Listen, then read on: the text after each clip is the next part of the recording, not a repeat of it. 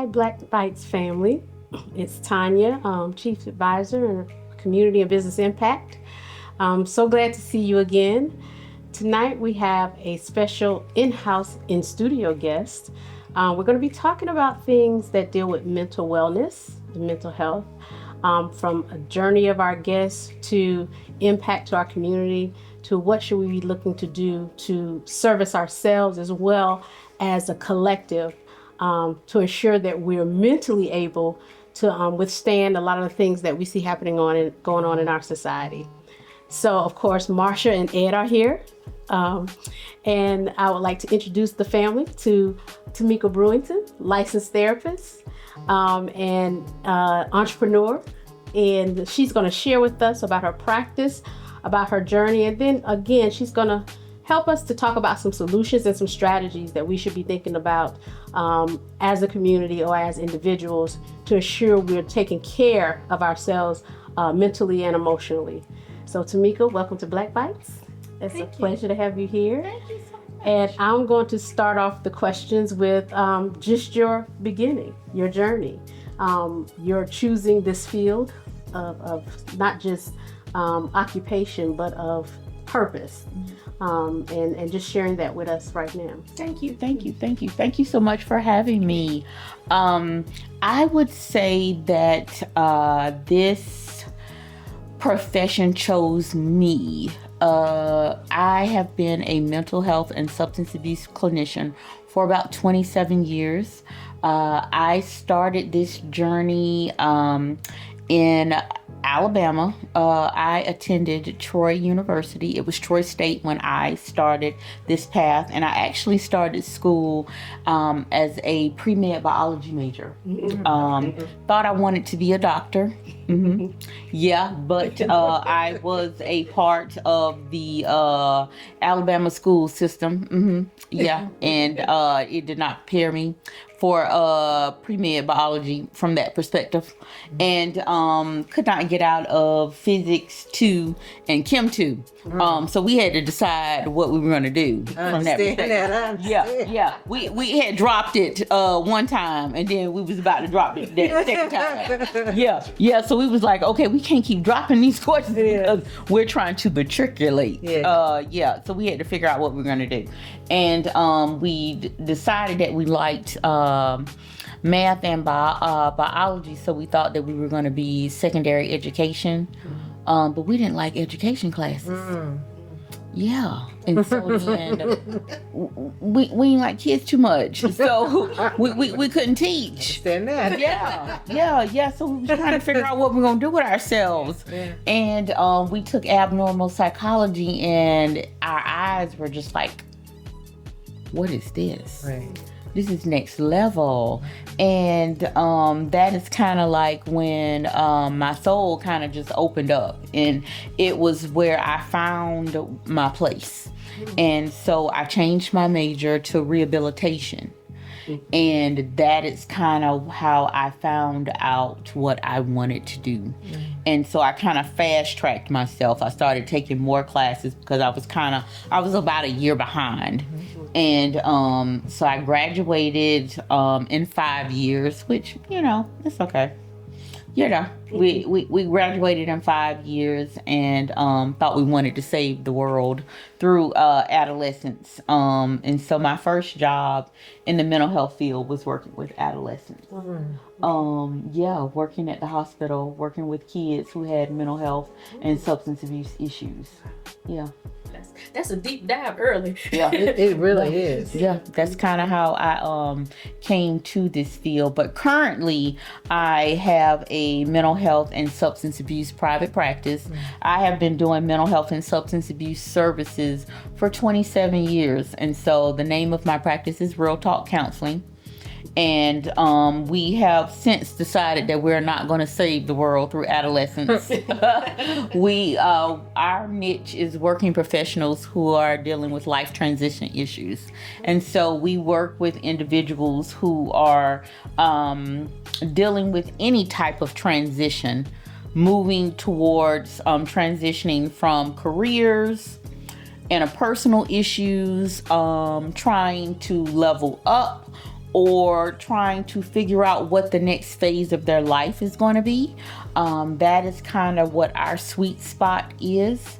That's kind of what we do. And then I have my own personal brand where I do speaking engagements.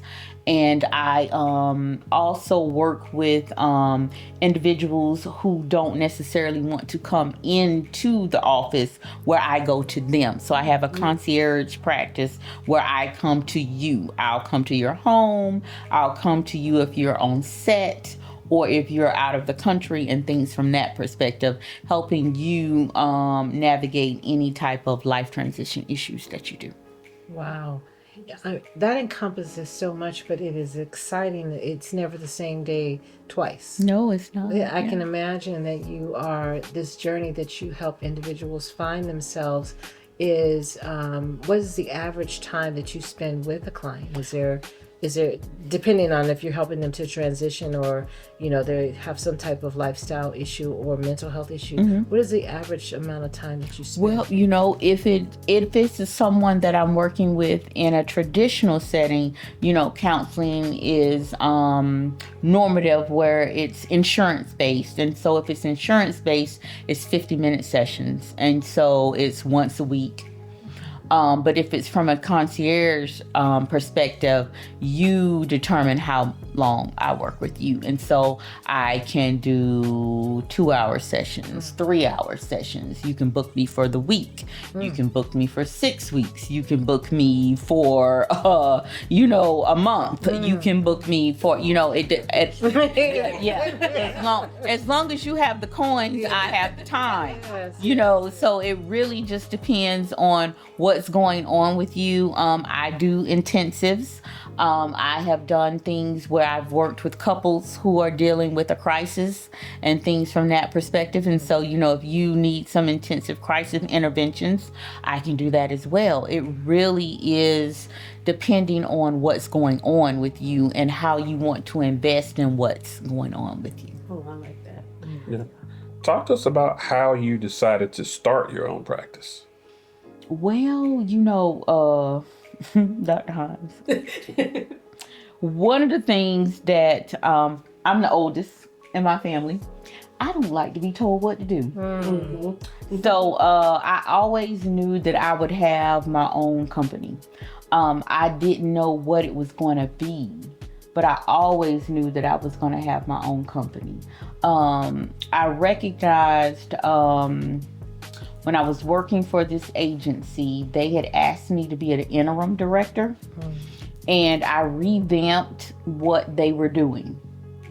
And then they decided to hire the director. And so I was like, okay, I'm going to apply because I've been doing this for a year. Technically, I didn't have all of the qualifications. I did not have one of the criteria that they said that you needed to be the director. But it was just because of I wasn't old enough. I didn't have the longevity. I didn't have the longevity. I had you know how you apply for something and you have to have had it for X amount of time. I had not had it long enough. Right? And so I said, they're gonna have to tell me no, because I've been doing it. Right. So I've been doing it and executing it well, but I just had not had it long enough. And so I said, okay, if they don't give it to me, then I will leave. And that's what I told them. I said, you can hire whoever you want to hire. But if you don't hire me, I will not train the person that you hire, because you're basically telling me that I'm not qualified for the role. Yeah. And that's what they did. They gave it to somebody else because they technically had the credential. And so I found another job and I left. And I left within a month of them hiring somebody else who was not, they had the credential, but they weren't qualified to do the job. And so I left. And so then that person, it was very clear that they couldn't do the job. They asked me to come back because they saw that the person couldn't do the job, but nothing had changed.